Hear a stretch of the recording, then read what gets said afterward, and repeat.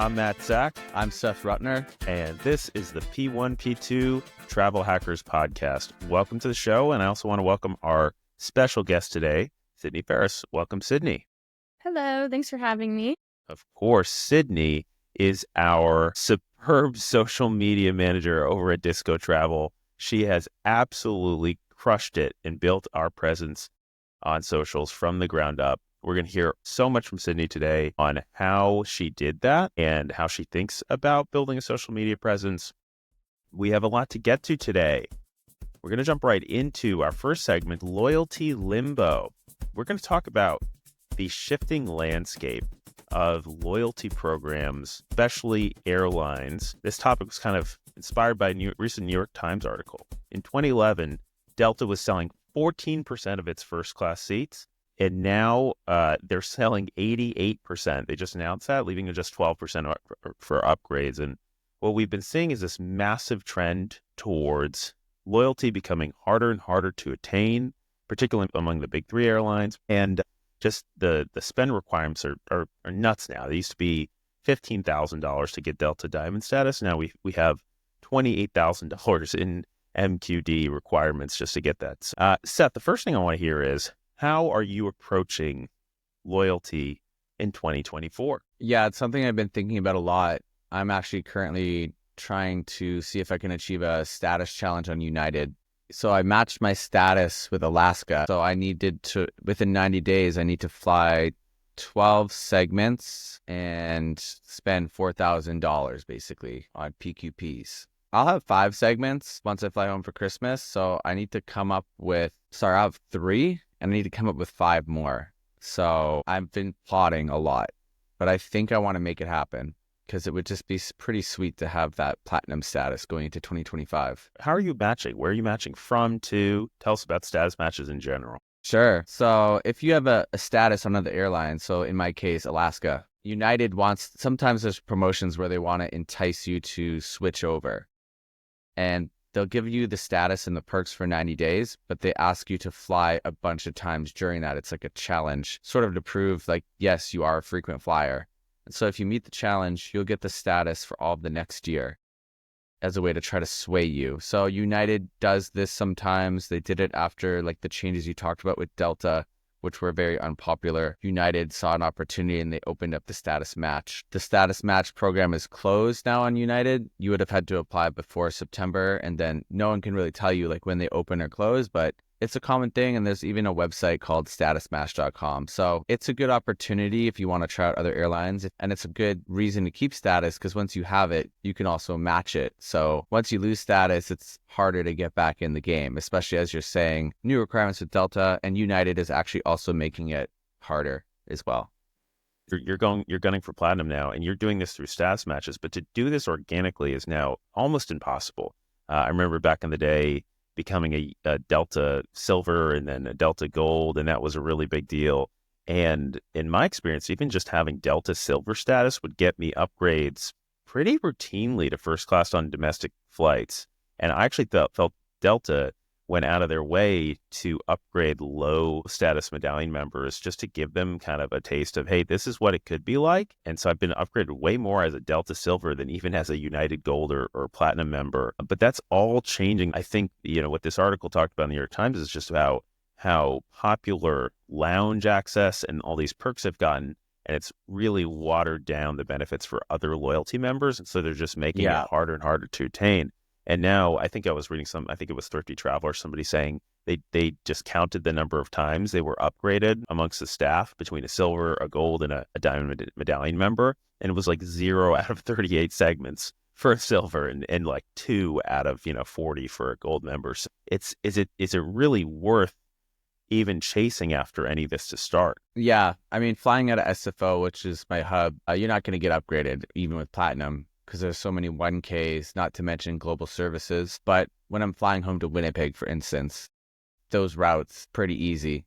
So there's a bit of benefit there. Using the plus points, you don't get that many with platinum, but still it'd be nice. I think the main thing for me is Starline's Gold. I do a lot of international travel, and like you're talking about the lounge, it's really nice to get in. Priority Pass works decently internationally, but it basically doesn't work at all anymore. Domestically, it's been completely watered down, and they pretty much removed all the lounges because too many people have it. But there are some pretty nice lounges associated with Amex Platinum now, and now the new clubs by Chase, which are unlimited airports. So we're seeing a shift there. So I don't know. It's an interesting landscape, and I'm like really close to making that platinum work. So I might do like a quick mileage run from Denver to Colorado Springs and back right before New Year's on my way to meet some people in Denver.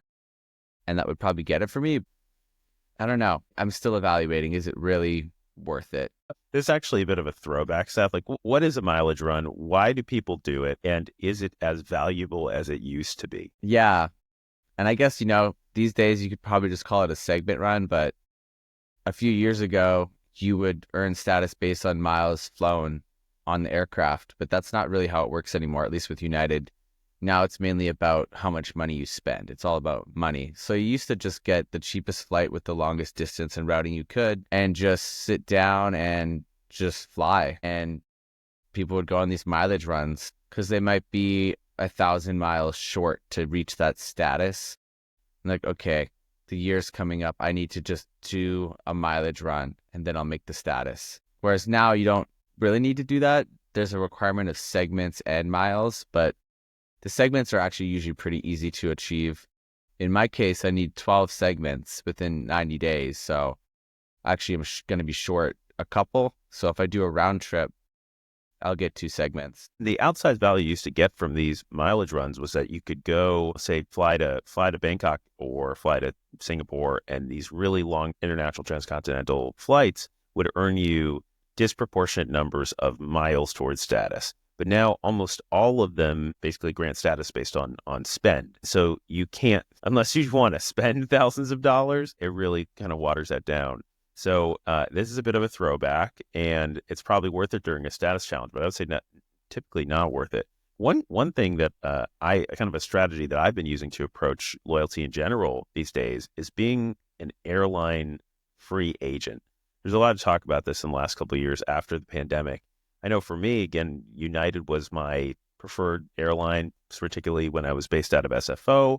After the pandemic, with travel being a little bit harder to come by, or work travel definitely went down for me a lot, that it's just harder to maintain those requirements. So instead, what I've chosen to do is just look for the best fares by leveraging credit card points to transfer them over. So if you have an Amex Platinum card and you have transferable points currencies, rather than go with the airline who treats you the best normally, you can just buy a business class ticket with points and they'll treat you great no matter what. If you buy a business class ticket, you're generally going to get free checked bags. You're going to get, preferred boarding and all those things, that all the perks that you would normally get with status.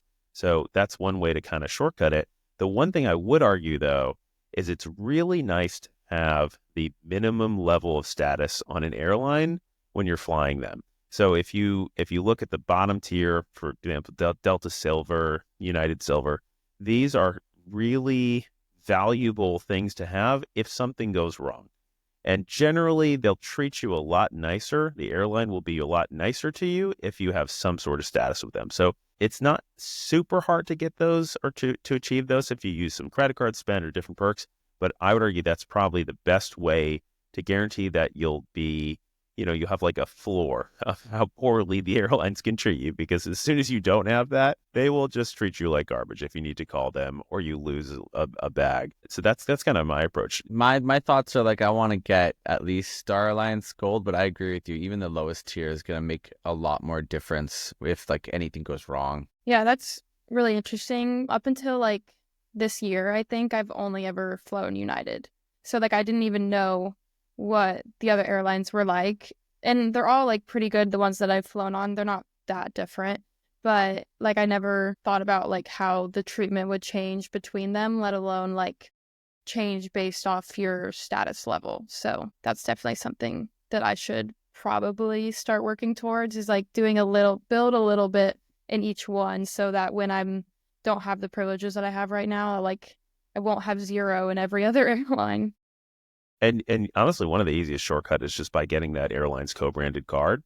And that gets you, again, that's just the basic level. So if you get the United Explorer card or the Delta Gold card even, then you get at least, free check bags and things like that. But then it makes it also pretty easy to earn with spend. Particularly American has led the way in cards that you can earn towards status with your everyday spend.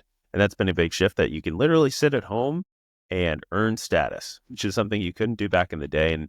And most of the credit cards, if you get like a United Explorer or Quest card, they'll give you PQP as you spend. It's not cheap.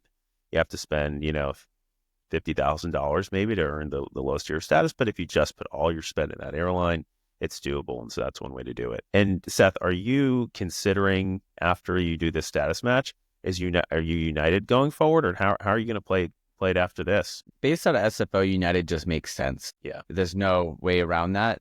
You're going to be flying United the most. I've looked into getting Star Alliance Gold on partner airlines like Turkish, for instance, and I'd still get that Star Alliance Gold perk, which is like really nice. But I won't get the upgrades. And even on this status match, I've been upgraded twice. So that's nice. But like you're saying, you can just use award points to get business class, usually, depending where you're going. But for instance, when I flew to Buenos Aires, that wasn't an option, or it was like crazy expensive. So it kind of depends. Your mileage may vary. And if you have a friend that has plus points, they can just upgrade you too, especially near the end of the year. So you don't really, the status helps you with your placement, but that's another factor. Like my friend was just here, and she flew back a few days ago back to SFO. And her friend is Global Services and put her on the upgrade list. And she ended up being number 1 on the list out of like 45 people, but she just has silver status.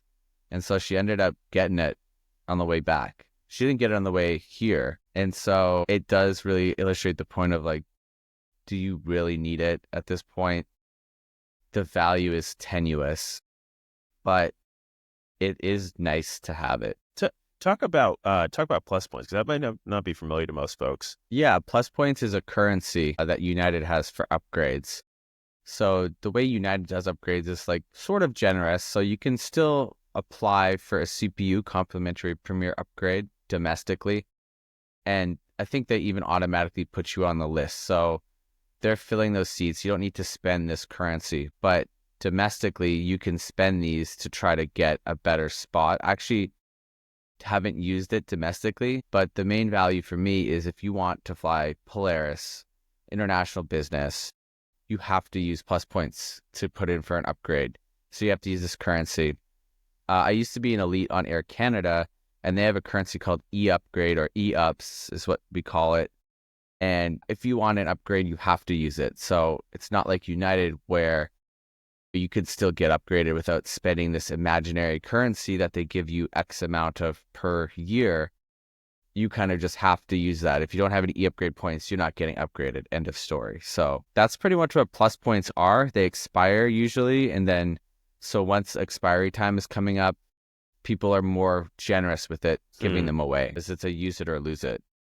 And it's also something that you can gift, essentially, right? Like you were talking about, your friend was gifted the plus points, meaning that's right. Yeah. That United Premier member assigned the plus points to their trip, their friend's trip, and their status essentially gets conferred to them. So if you know somebody who is the highest tier, those plus points matter more. So it just makes it really interesting, like you said, that there's a system of, tradable things, and you earn the number of plus points depending on which Premier status you earn. So if you're back in the day was if you're Premier 1K, or if you get a Platinum, you get I forget how many it was, 20, maybe 30. Is it really? It's only 30. And then as a 1K, you'll get 200 some odd. And then as Global Services, I don't even know. And then per flight, it's 20 plus points to upgrade from economy to premium economy on an international one.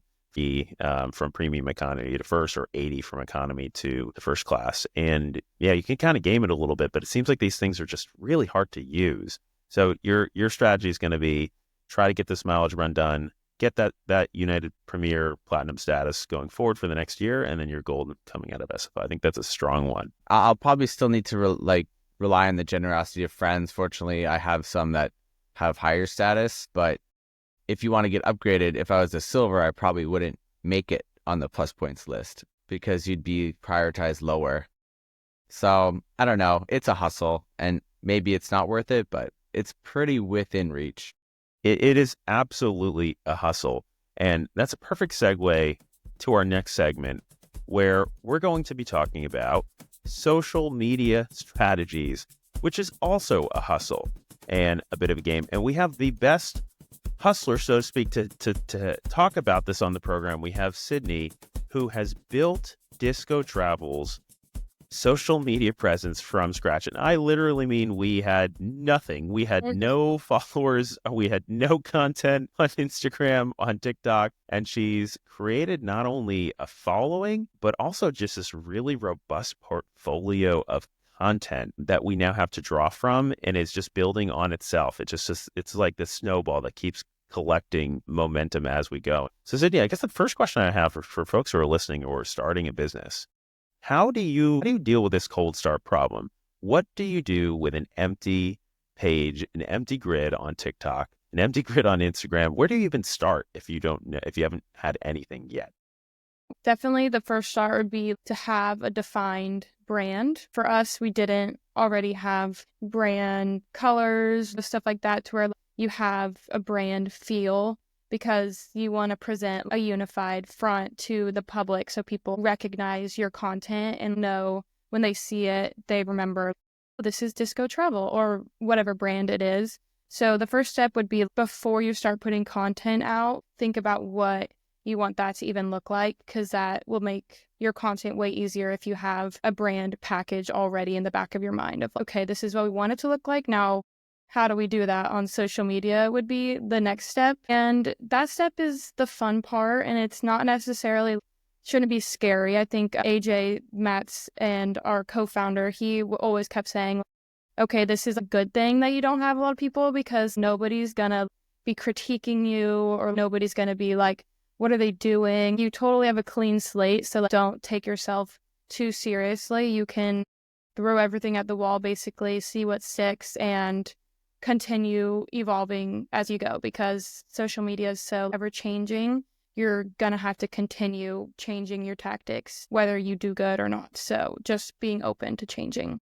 I love that notion of social media's, this landscape is always changing. So you're constantly having to change. We listened to somebody in the Founder You program, a speaker, who was saying when he looks for a marketing person, he looks specifically for people who don't have experience. We were talking about that in the last episode. And I think what's really remarkable of what you about what you've done so far is you've really been able to leverage each platform based on its strengths, and you're always tinkering. I remember one of the first posts you did was just a meme of a guy saying like, let's go.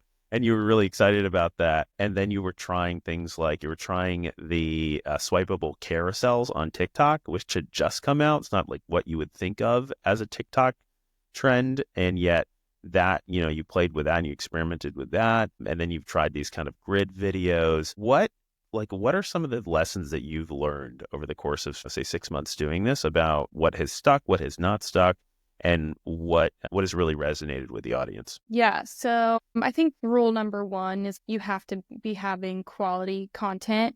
Your visuals, your whatever you're using, if it's a photo, if it's a video, has to be clear, visual, pretty, aesthetically pleasing. So that should be step number one, no matter what niche you're in or whatever. It has to look good off the bat, or else nobody's going to take it seriously. And then the lessons that I've learned is that the trends are always going to be changing. So you may think that you have it understood. This did really good. We've got it. We're going to be viral. But then next week, something else takes off, and you have to keep going and keep finding new things, which can be tiring, but at least you're not getting stuck in a rut. You're having the opportunity to continue growing. So that's exciting, but can also be a little bit daunting to people.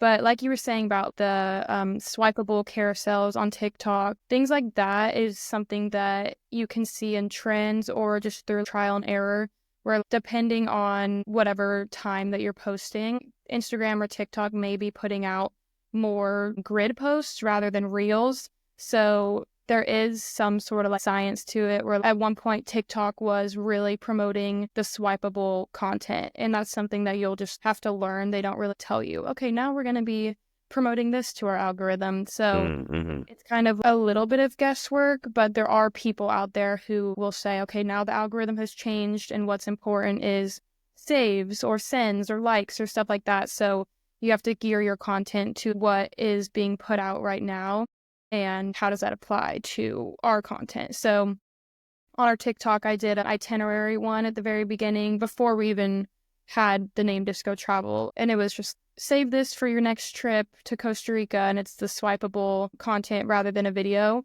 And that one did so much better than other videos that we had been posting, which I was not expecting. But I believe it was really solely due to the fact that the people are interacting because it has something in it for them. They're going to save it. So when they press save, that shows the TikTok algorithm, okay, people are taking interest into this post, so we're going to push it out to more people. So finding a way to make content that fits your brand while also giving people a reason to interact with it. So basically like a call to action. But yeah, that's what I've learned so far. And who are these people you're following that tell you what the algorithm is doing or what's important?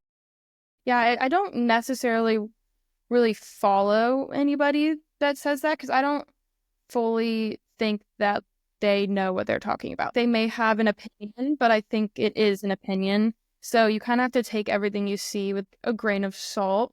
Maybe there are people out there that work at TikTok or work at Instagram and they actually know what they're talking about. But I think a lot of them are people who are seeing the trends, watching the trial and error, and making an educated guess of, okay, right now, my content that has people sending it the most is getting promoted the most. So it could just be stuff they've seen in their own personal content.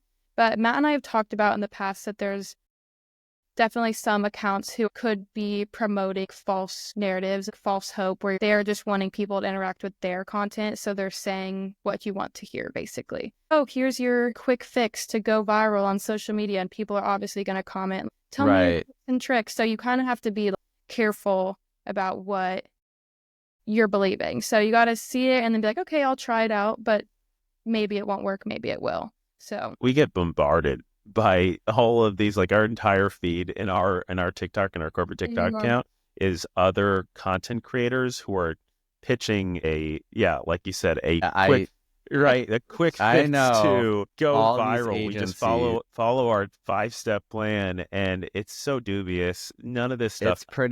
It's pretty ugly. You're like, whoa, it's predatory. This is this underworld. Or like it makes you think that you're doing something wrong. And it's really tempting. There's a reason that stuff performs well because it's hard. I think that was one of the things I was really I think I was surprised by, Sydney, because you were so talented. And I was assuming that, the growth to get to 1,000 followers and then 10,000 followers was going to be, this is just, it is a slog. Like to get every follower is really hard, and to create good content is really hard. One thing that I've been really impressed with that you've done is that you create your own content, and you're really creative in how you film and set up the videos, and you act and star in some of these, and they're really creative. Like, talk about your creative process. How do you get inspired to make a video? Like, what does that process look like for you?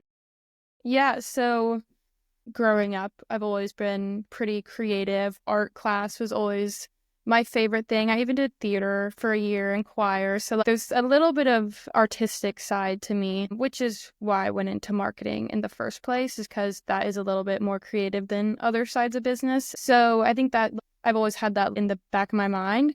But when it comes to filming videos, I think to me, I want to be proud of what I create, and I want it to be impressive in some way, because sometimes when you say, oh, I do social media, people don't really take that seriously, or it might be seen as lesser talent or like not smart type of thing, like just because everyone can do social media type thing. Some people have that impression. So when I go to put out content, I want to make sure this is something that is like quality work. And when I finish it, I want it to be like, I'm proud of what I did, and that I know not everyone can do this. I want to have a little bit of a feel like, oh, I did that, putting creativity behind it and like putting effort into every little piece you're filming and editing it. It makes me happy because I like being creative, but also makes me feel good because I'm learning a new skill. I'm not just doing the bare minimum type of thing. So I want to make good work and constantly improve on that. Whether that be just a sit down video and I just do fun text edits or something that draws people in, or we did a Halloween video on our TikTok and Instagram. That one was great.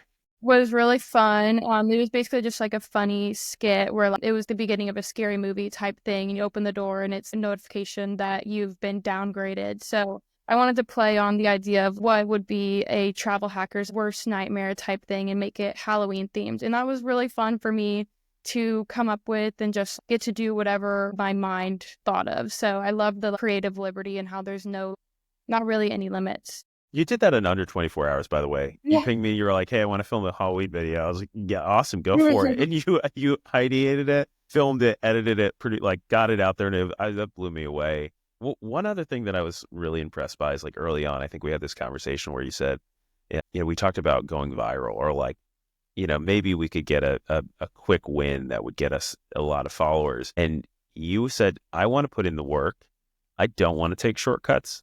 I will really want to build a robust portfolio and build out some great content. I don't want to do that early on. I don't want to go for that. I don't want to go for clickbaity viral stuff. We can get there eventually and get something that goes viral.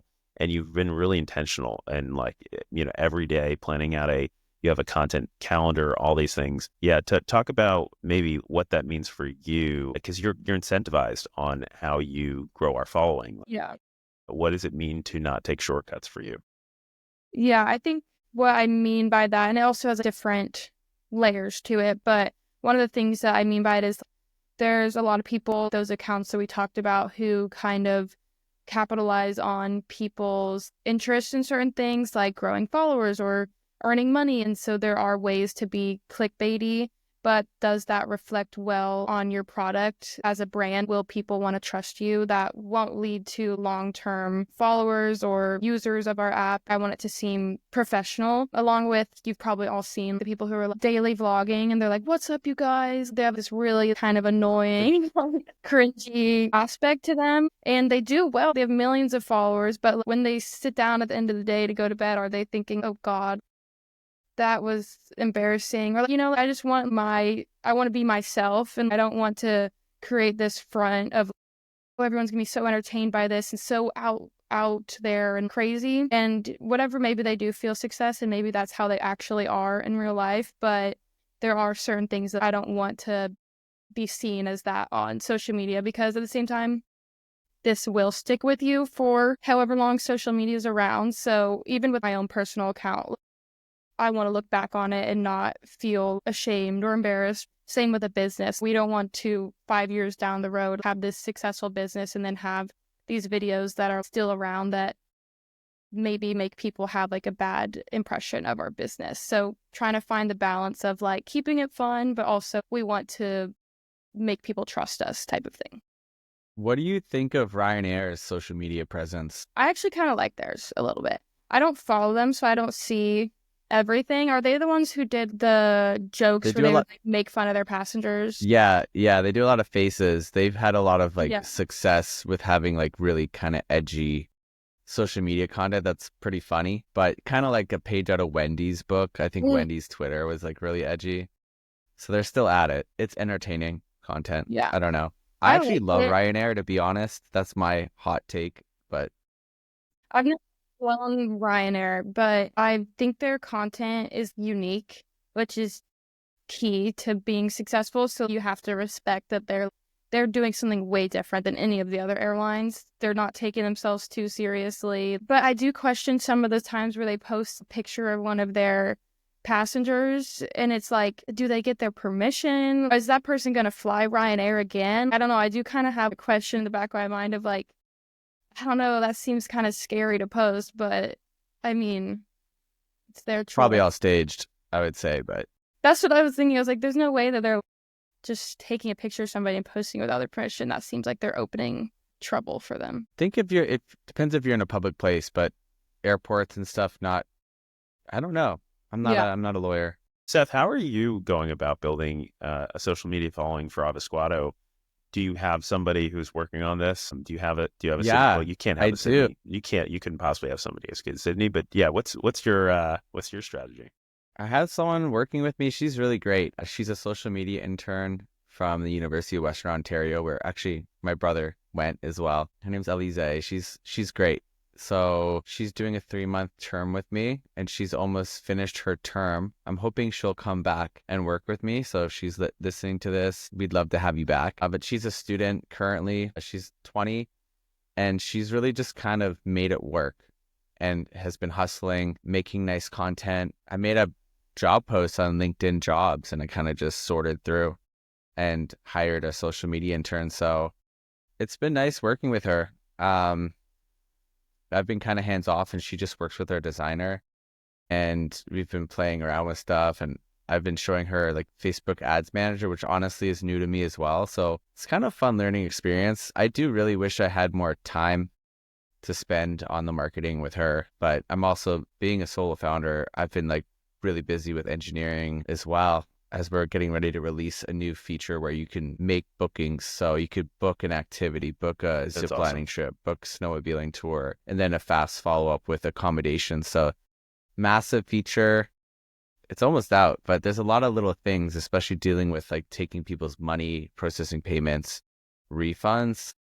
We kind of got to get it right. But anyways, it's a lot of what you're saying is true. It's kind of hard. It's a slog, but the content's pretty fun to make, and she enjoys cutting up the reels. Me and my friends, we were sending her a lot of our travel content, and back to the privacy thing, she's able to do it in a way to sort of protect identities. And I made sure to say, like, you know, a lot of these are my friends, and they're going to get mad if you can sort of identify them. She's done a good job of it. And fortunately, it's easier too with snowboard gear. Yeah, that definitely makes it fun. I think the bottom line is that this is a full-time endeavor, right? It really is. To be doing it on the side as a solo founder or even, in a small team, it takes all of your creative energy and time to be doing this and doing it right. So speaking of somebody who's doing it right, Sydney, next up, we're going to dive a bit deeper into your background and kind of how you caught the travel bug, how you landed at Disco Travel. So next up is our interview with Sydney.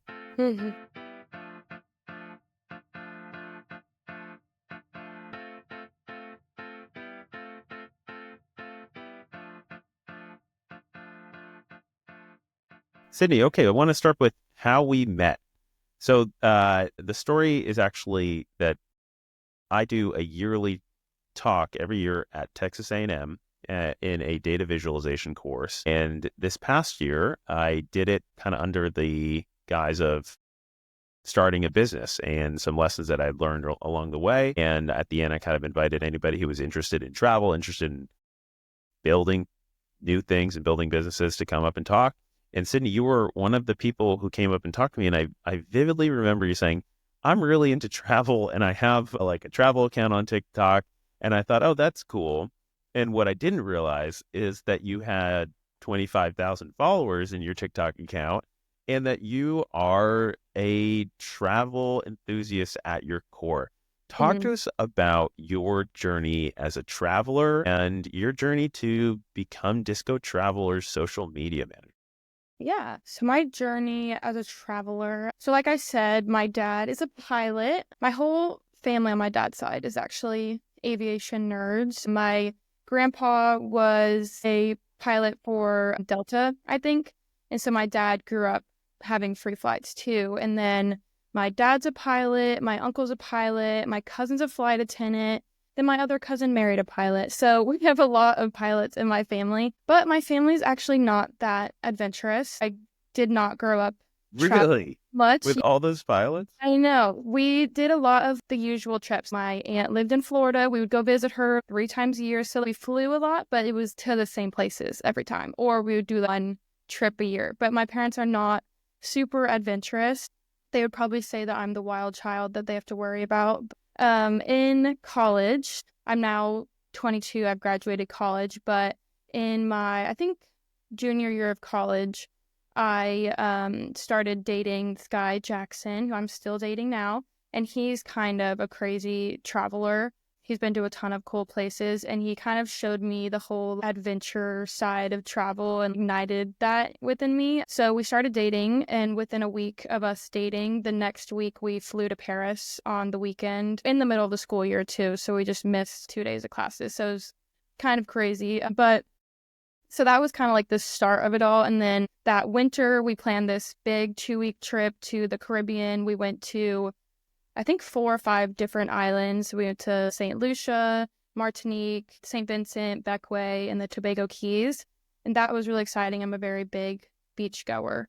And then that May, we planned another big trip. We went to Prague, Budapest, London. And it really helps when you have free flying. So that's really how I got the ability to do all of that. And then I also am able to give a buddy pass. So That is so crazy. Paxton got to fly for free, except he has to pay the taxes on the flight. So he paid $200 or something, whereas the flight was $1,000 or more dollars to go That's to so Paris. nuts. So that is what ignited my traveling. And I also am a very big, I don't know, I liked the way that Matt talked about, he had a lot of stuff in his, when he spoke at our class, he talked about his outlook on life and how, you know, you only have a certain amount of weeks or months on this planet, so you got to make the most of it, whether that's seeing family or whether you want to go travel all these places. And that's pretty much how I look at it, is I only have so long to see all these many places, and I want to make that a priority and find a way to do that my whole life, whether that's with a remote job or luckily I found a travel job. But so that's something that I've always been like passionate about, is seeing new places and exploring the world. That's one other thing that I'd love for you to talk about, your decision to come on board a startup straight out of college. So this is your first full-time role out of college. And you could have gone and gotten let's call it like a steady paycheck, a steady job.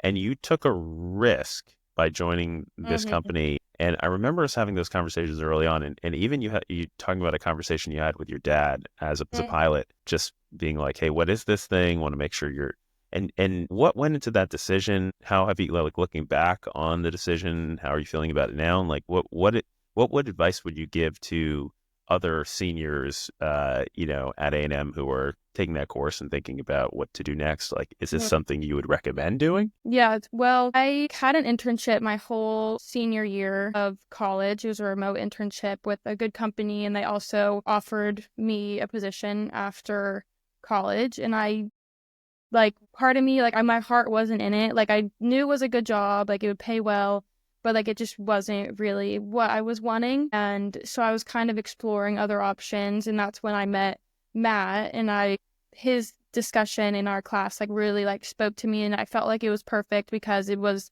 not only like travel based, but also like marketing and all the things that I had been doing like in my free time, but I just never really I didn't know how to take it further than just something that like I was passionate about, I guess. So I spent a lot of time thinking about my decision of like, should I go with like the usual, I guess, of like just going with the job that you had an internship with and doing something that is steady, a little bit easier, it's more reliable, but I just didn't really think that's what I wanted to do. And I felt like this is the perfect time in my life to take a chance, because I have all these privileges of not having responsibility of a family or house payment. I have flexibility, and also I only get to fly for free till I'm 26. So I really got to make the most of these times. Seriously. We got to get going because that's going to run out soon. But I'm really just super passionate about living your life to the fullest and really analyzing what is it that you want to do as a person, because I feel like there's a lot of, I guess, thoughts in the world about what you should do or what's normal or what's the usual and what's easy. And that's kind of the only thing that is portrayed to you growing up. At least that's how I felt. So allow yourself to at least think about what else is out there. And there are other avenues, and there are people who do something that may seem like a risk and make it work. So why would that not be you? And the one thing that I kept going back to is I'd rather look back and be like, okay, I tried it, it didn't work out. I go back to a steady job, rather than I take this steady job and I look back at my life and always wonder, what if? So that was really the main thing, is I have to try it, or else my whole life I'll just be thinking, oh, what if I said yes to that opportunity? So now at least I'll know, and I'll at least get to try to expand what I thought was my potential into something that may be even greater than I could ever even imagine. And honestly, it's not that different from the way that I'm approaching it, or at least my mindset going into this, which is It's a lot harder to make that decision when you do have those responsibilities lying around, and yet still, I keep telling myself, no regrets. I don't want to look back and think, what if? What Mhm. if I had done that thing that I was a little crazy, but I wanted to try and take a risk on, and I I just feel found the you on steady. that. I feel the same way as well. Like, if not now, then when?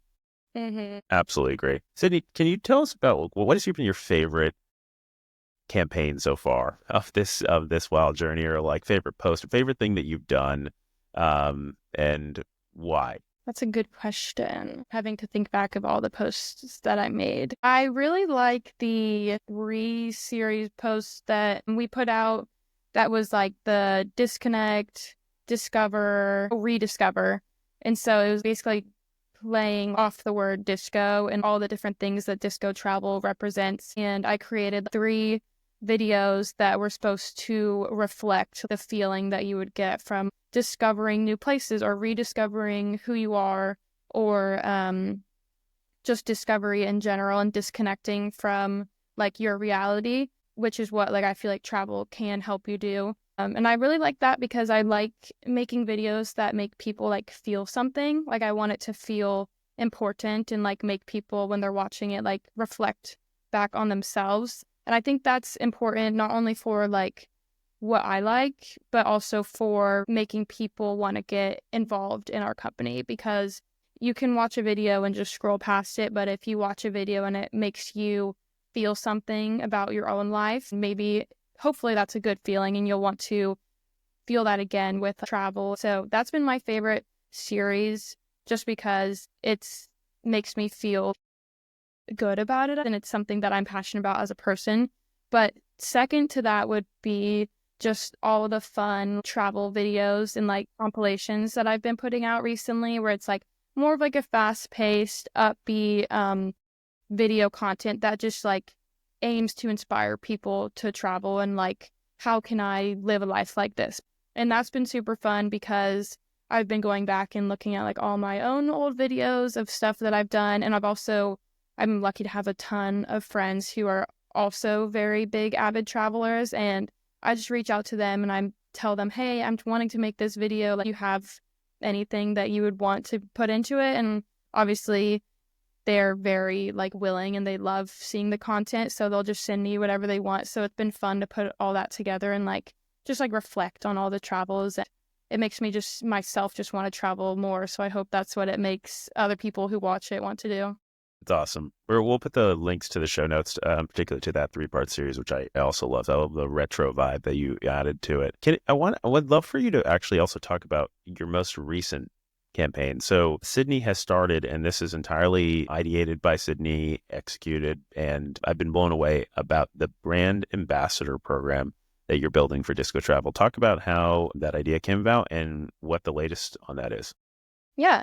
So I actually had a friend who does social media management for another similar sort of startup company, and she started a brand ambassador program with her social media, and I follow them and I love seeing the content because the brand ambassadors are just creating really awesome organic content that they're always having something to post, and it's from a first person point of view, which is something that's kind of hard with a business account, is balancing how do you make this feel personal, because most people are following personal accounts or people who travel, not necessarily business accounts. So trying to merge the feeling of having like a personal nature to a business was something that I'd been grappling with before this. And then I saw the brand ambassador program and I was thinking, that could be something that's really helpful, because I know there's a lot of people who want to be travel creators or people who just like posting travel content, because everyone wants to share their travels. So they're going to want to share their videos. And so I thought, maybe we'd get a few people to want to be a brand ambassador for us. So I started reaching out. I followed a bunch of people on my account and reached out to like 50 people.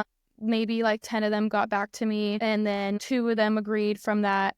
And then after that, was like, okay, well, how about we post a video just saying, hey, we're Disco Travel.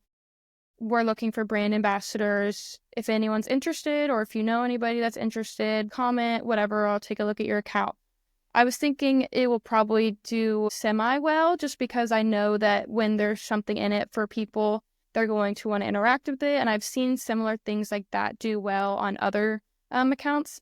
But I posted it and I was happy with the results within the first 30 minutes. And then I put my phone down and I look back and it has like 15,000 views. And I go to Wow. bed, wake up the next day, it has 50,000 views. And now it has almost 70,000 views. That's so crazy. And the views are crazy alone, but it's the engagement in the video that's crazy. Is there's like, I don't even remember now, maybe like 5,000 or some sort of crazy amount of comments, and then 9,000 likes, 3,000 shares, ton of saves, stuff like that. And then the amount of direct messages that I got on my personal account and the Disco Travel account is crazy. I've like so much to sort through.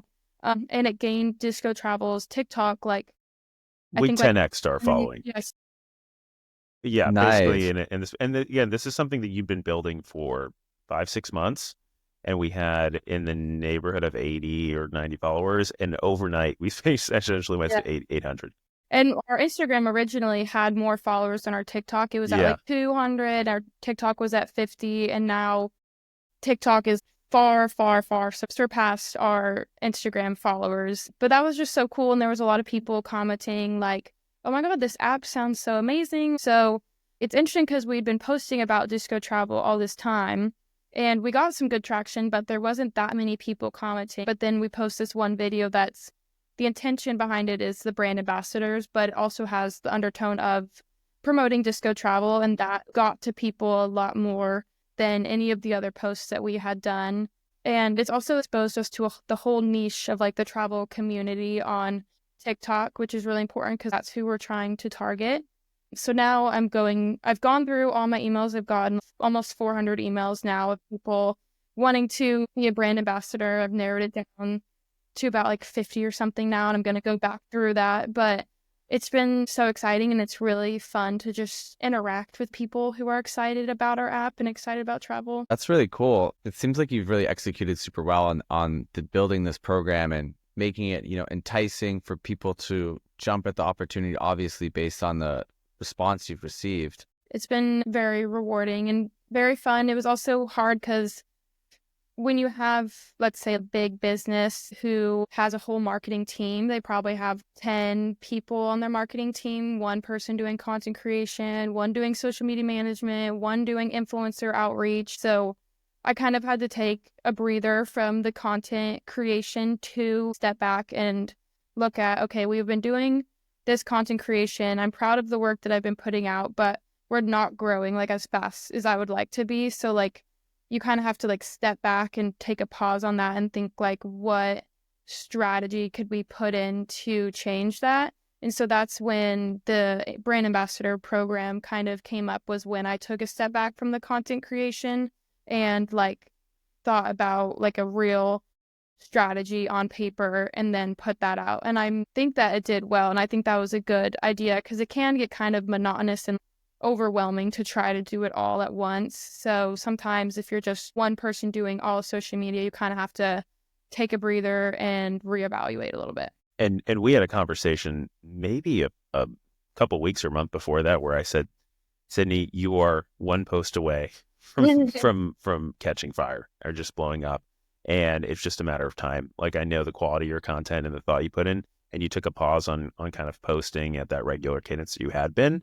And you were, a little bit more intentional about putting this out, and it worked. One kind of last question, I guess, Sydney, for the folks who are listening, what's one piece of advice you would have for somebody who's an aspiring social media manager, or somebody who wants to be doing what you're doing, whether it's in the travel space or wherever? What would you tell them to do or do differently? Number one, make an account and start posting your own content. If you're wanting to be anything in social media and you don't already have a social media presence, or you're not already creating a portfolio, unfortunately, like, you're already behind, because there's so many people who have social media accounts, who have portfolios. It's very competitive. So you have to just start creating your own content for fun, because then you'll learn what you do and don't like, and it'll show people that you know what you're doing. For me, whenever I was talking to Matt, I had never run a social media for a business. I had never had any clients or anything. I was still in college, but I was able to show him my own personal social media where I had success from that. So even if you are not able to get any clients or you're not getting any jobs, that is one thing that you can control. So putting out good content for yourself and using that as a platform to grow even further. That's fantastic advice. That's exactly what stood out to us. And saw a clip recently of Scott Galloway from Pivot talking about find your medium, whatever it is. His advice to college students or whoever is find the medium you're good at and just start putting things out there and incrementally get better and better. Try new video production value, try getting better audio, better content, better humor, whatever that is. And so you had been practicing that on your personal account for a long time, and that's kind of what stood out. And yeah, I think you're just absolutely crushing it. It's been such a pleasure to have you on the team. So thankful for you to have joined us today and shared some of your wisdom. I guess last question, where are you going next on your next big travel free flight splash to wherever? Because you can go wherever you want for free, which is insane. Where are you going?